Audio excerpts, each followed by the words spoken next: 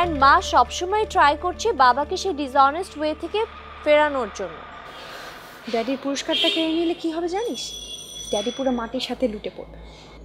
বাবা সেদিনই মাটির সাথে মিশে গেছে যেদিন থেকে সে ডিসঅনেস্ট ওয়েতে হাঁটা শুরু করেছে।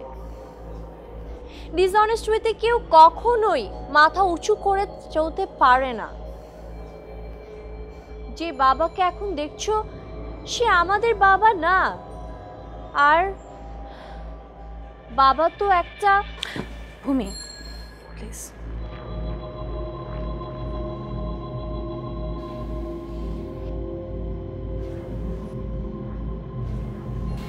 আমি শোনো,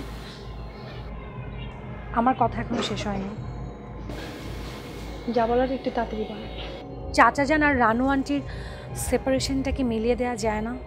আর এমন কিছু একটা কি করা যায় না যেটাতে চাচা যান সুকুনান ফাউন্ডেশনটা বন্ধ করে দিলেন? Impossible. Still we have time. পরে কিন্তু বাবাকে বাঁচানোর আর কোনো উপায়ই থাকবে না। বাবাকে সারাটা জীবন জেলে পচে মরতে হবে,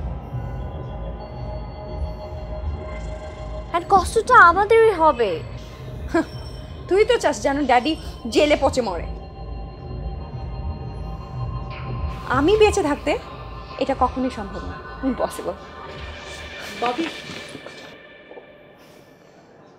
আপু, actually I have an important work, so I need to go. আমি কাজটা কমপ্লিট করে আমি আবার আপনার সাথে বসবো। এখন উঠি। ওকে। মালিক। জি ভাইজান। আমার প্রশাসনিক বন্ধু বান্ধব আজকাল আমাকে ভয় দেখায়। ভয় দেখায়? আমি যাদেরকে দিয়ে আগে যেভাবে কাজ ম্যানেজ করতাম তারা আজকাল আমাকে ভয় পায়, অনেক সময় এড়িয়ে যায়। তারা বলছে আমার নামে নাকি গোপনে প্রশাসনিক তদন্ত হতে যাচ্ছে, এইসব বলে ভয় দেখায়। তুমি হাসছো? ভাইজান, এসবই হচ্ছে আমলাতান্ত্রিক জটিলতা। মানে আমলাদের চরিত্রই হচ্ছে এমন, সেই ব্রিটিশ আমল থেকে। মানে যেদিকে বৃষ্টি সেদিকে তারা ছাতা ধরবে। আমরা যদি সমস্ত কিছু আমাদের ফেভারে নিয়ে আসতে পারি, দেখবেন সমস্ত নেগেটিভ রিপোর্ট সব পজিটিভ হয়ে যাবে।